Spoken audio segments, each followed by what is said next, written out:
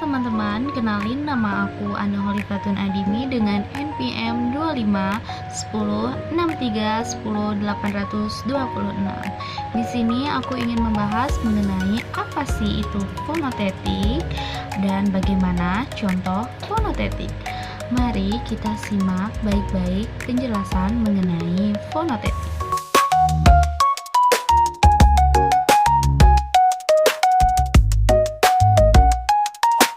Nah, di sini aku mengambil kata dasi. Nah, kira-kira teman-teman biasanya memanggil kata dasi ini dasi, dasi, atau dasi? Ayo, kalian biasanya memanggil kata dasi itu seperti apa? Pasti kalian memanggil dasi ini yaitu dengan kata dasi, jadi agak sedikit melengkung. Maka suku kata yang terbentuk yaitu dua. Nah, karena tadi pembagian suku kata dengan 4 huruf, maka kita akan belajar pembagian suku kata dengan lebih dari 4 huruf.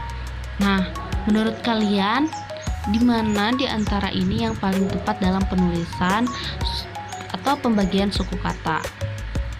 Kalian tahu gak sih bagaimana cara pembagian suku kata yang tepat? Kita lihat dulu fungsi fonotatik. Fungsi fonotatik itu adalah bunyi bahasa yang tidak ambigu kan? Nah, kalian juga pasti mengucapkannya juga tidak ambigu. Jadi kita belajar pembagian suku kata dengan lebih dari 4 huruf. Nah, di sini aku mengambil kata prasejarah. Kita cari terlebih dahulu itu kata dasarnya. Kata dasar dari prasejarah ini kan sejarah. Nah, yang dibaginya itu adalah sejarahnya saja, karena pra ini merupakan imbuhan dari kata sejarah. Jadi cara penulisan atau cara pembagian suku kata yang benar itu seperti ini. Pra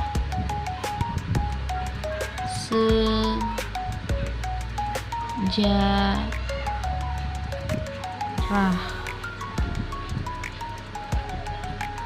karena yang dibagi hanya ini saja, seperti itu. Nah, di sini ada contoh selanjutnya yaitu mengenai atau penulisan sosialisme. Nah, siapa yang masih menggunakan atau membagi suku kata sosialisme itu seperti ini, sosialisme. Nah, ini tuh ternyata salah guys. Jadi yang benar itu kita harus mencari dulu kata dasar dari sosialisme. Nah, kata dasar dari sosialisme ini yaitu sosial. Nah, kita bagi dulu terlebih dahulu kata sosial ini, yaitu sosial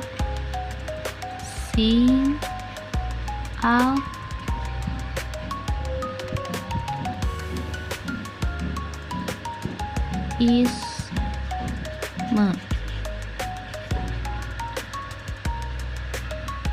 Nah, contoh penulisan yang benar itu seperti ini ya guys. Jadi kita tentukan dulu kata dasar dari sosialisme ini. Nah, baru kita bagi ke dalam suku kata. Nah, jadi contoh penulisan sosialisme yang benar itu seperti ini. Seperti ini ya guys.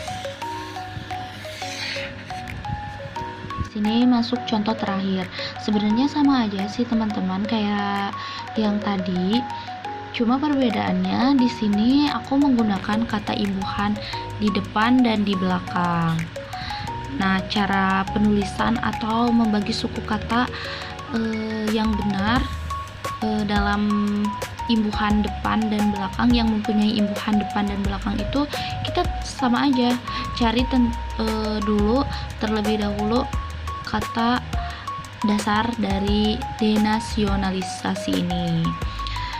Kata dasar dari denasionalisasi ini tuh yaitu nasional.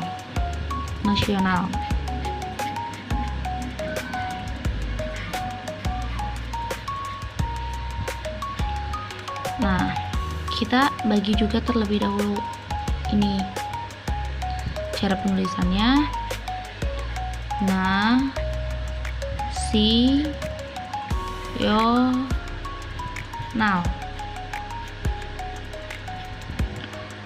Lalu kita tambahkan yang tadi imbuhan depan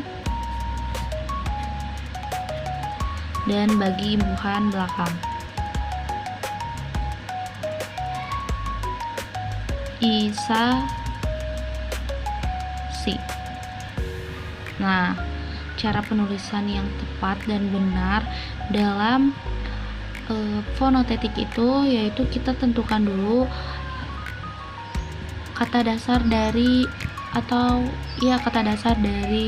ini. Nah, jadi seperti ini guys.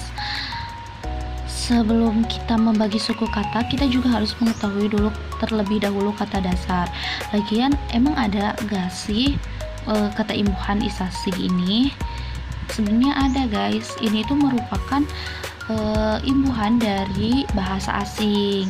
Jadi kalian sebelum membagi suku kata, terlebih dahulu kita harus mengetahui kata dasarnya dulu, kata dasar ini sebelum kita membagi suku kata. Nah, jadi seperti ini ya guys. Nanti kalau kalian mempelajari atau disuruh membagi suku kata, kita lakukan seperti ini. Jadi mencari dulu kata dasar dari kata itu, baru kita membagi menjadi suku kata. Jadi seperti itu ya guys. Sekian dari aku, bye bye.